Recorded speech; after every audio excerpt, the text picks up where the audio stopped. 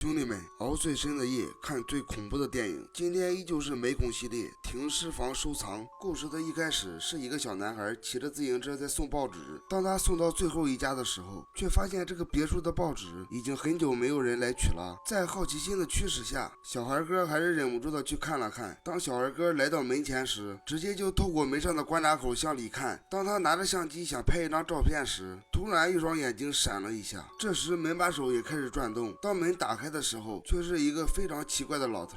当小孩哥看到老头的脸时，吓得相机都没有拿就跑掉了。其实这个别墅就是这个小镇上的停尸房。随着镜头一转，老头在给一个小孩举行追悼会。当追悼会结束后，老头便送走了男孩的家属。当他准备关门的时候，外面却无缘无故打起了雷，感觉像是有不好的事情发生。当他关上门进屋的时候，却看到一个女人站在男孩的遗体前，而这个女人正是我们的主角大美。老头此时还以为他是死去小男孩的家属时，大美却说他是看到门口挂着招聘的广告才进来的，只是他不确定还招不招人。老头却一脸满意的说道：“当然，一直都在招。”老头为了让大美尽快了解他们的工作环境，就打算给大美讲一些真实发生的故事，看看她的心理压力能不能承受得住。于是老头就开始讲起了第一个故事。这个故事讲的是黄姐这一天来参加一个派对，表面上黄姐穿的光鲜亮丽，但实际上却是一个小偷。当她来到厕所打开灯光时，只见开关上面黏糊糊的东西，黄姐并没有在意。随后她便坐在马桶上优雅地喝着红酒，接着她就开始查看今天晚上的收获，不紧不慢地把里面的钱放在了自己身上。随后她又来到镜子前整理一下妆容，准备离开，可是她却被镜子后面的东西给吸引住了。当她准备去打开柜门时，却发现怎么拉都拉不开。接着黄姐就掏出了她随身携带的小刀，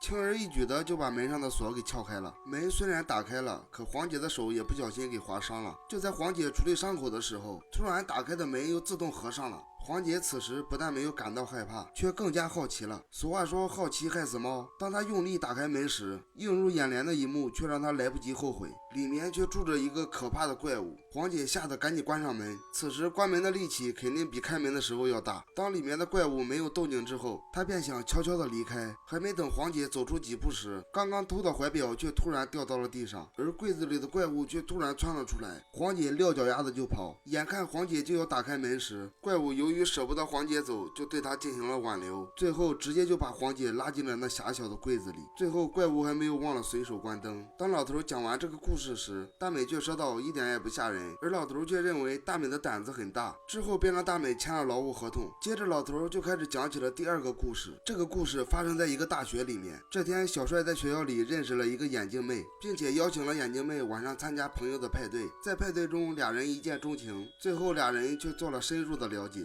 当第二天小帅醒来时，眼镜妹已经离开了，并在镜子上留下了一个电话号码。当小帅看到后并没有在意，直接就擦掉了。可突然一阵呕吐感袭来，然后当小帅照镜子的时候，却发现小肚子上长了一些红斑。接着他就赶紧来到医院检查，当他看到检查报告后，却发现自己怀孕了。吓得小帅赶紧回到宿舍就开始吃打胎药，可是已经晚了。就在这时，呕吐感又一次袭来，小帅突然发现自己的肚子以肉眼可见的速度变大。这时他才想起来眼镜妹留的电话，由于电话号码被他自己擦掉了，在打错了 N 次电话后，终于找到了眼镜妹。得到地址后，小帅就立马赶到了眼镜妹家里。看到小帅的到来，眼镜妹的父母似乎早已经习惯了。当小帅愤怒地问眼镜妹什么情况时，他就解释道是和小帅他们两个交流时，小帅却偷偷的把雨伞藏了起来，没有带上，所以才会变成现在这样。可现在事已至此，已经无法挽回。此时的小帅只能祈祷孩子能顺利出生。可是男人怎么生孩子呢？伴随着小帅的惨叫声，孩子虽然生出来了，但是小帅的肚子爆炸了，直接原地领了盒饭。之后眼镜妹的母亲抱着孩子来到了楼上，当他把孩子放到婴儿床里面后，转身离开时却不小心踩到了一个玩具，接着几十个小孩同时哭了起来。当老头讲述完这个故事后，大美却对这里的工作更加好奇了。接着老头带着大美来到了地下室，当他们来到一个尸体旁后，老头便和他讲起了第三个故事。这个故事讲述的是大胡子每天都要照顾植物人的妻子，此时的他已经无微不至的照顾了妻子10几年，直到有一个风雨交加的夜晚，大胡子买完菜回家时，在楼梯口遇到了同一栋楼的老太婆。老太婆却无缘无故和大胡子讲起了他的老伴去世之后的事情，说到他的老伴去世之后，他就开始环游世界，去看看了各种美丽的风景，并且没有了任何负担和责任，从来没有像这样快乐的生活过。当大胡子听完后，心里的邪念却慢慢升起。为了照顾妻子，大胡子早就已经倾家荡产。时间来到第二天，医生上门来给妻子做检查，他便让医生给他妻子开了一些止疼药。之后医生便特意的安排大胡子千万不能过量使用，因为药效很强，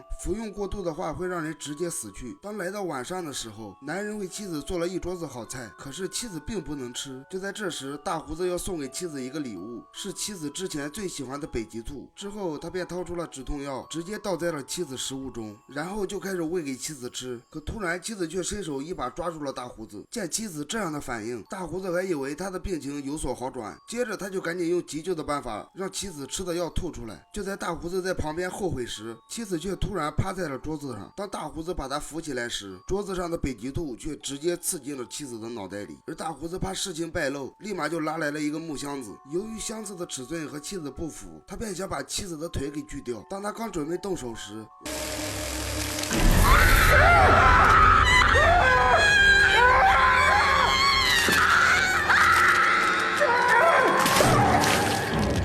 接着他毫不犹豫的就把妻子的腿给锯掉了，装进箱子里后，提心吊胆的坐着电梯准备送出去。可在下降的过程中，电梯突然停了下来，可箱子里却冒出了大量的番茄汁。就在大胡子不知道怎么办的时候，箱子却突然打开了，并且电梯也开始急速下降。当大胡子透过镜子向外看时，却看到了和妻子的美好时光。突然电梯像失去重力一样，大胡子直接飘了起来，而妻子却从箱子里站了起来，还为大胡子戴上了结婚戒指。他是要大胡子兑现结婚时说的那句话，无论生老病死都要不离不弃。第三个故事也就结束了。接着老头就带着大美来到炉子旁，准备火化男孩，可突然大美便拦住了老头。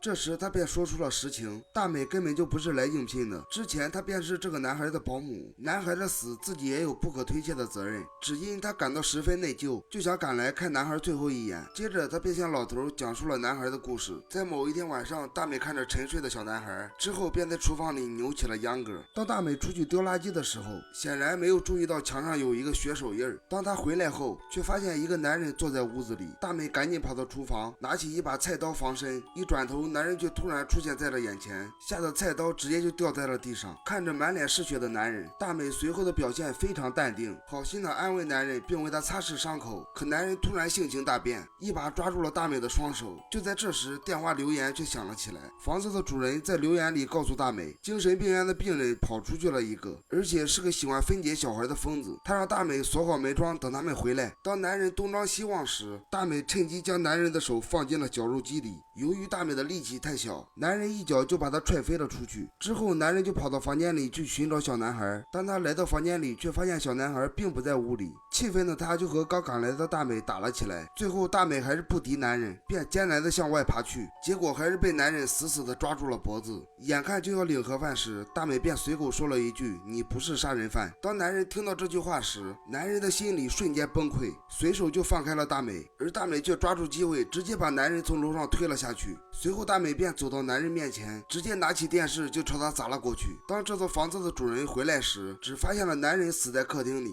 而寻找了屋子里的每个角落都没有发现大美和小孩。就在这时，烤箱突然响了。当他们打开烤箱时，却发现他们的孩子竟然出现在了烤箱里。原来死去的男人才是保姆，而大美正是从精神病院逃出来的疯子。大美之所以给老头讲述这个故事，是因为她想拖延时间来拿回自己的战利品。这个战利品正是小男孩的牙齿。故事刚讲完，大美就对着老头来了一刀。他刚想离开，老头就诡异的笑了起来，并且说道：“这份工作以后就是你的了。”而大美感到不妙，便立即向外跑去。可无论他怎么逃跑，都跑不出这个房子。就在这时，无数个被他杀害的孩子全都化作了厉鬼，疯狂地撕咬着大美。最后，老头打开了停尸房的大门。当他鼓起勇气走出去时，就像得到了解脱一样，接着就化作尘土消失了。至此之后，大美变成了这个停尸房的主人。影片到此结束，喜欢的兄弟们别忘了点赞关注，我们下期见。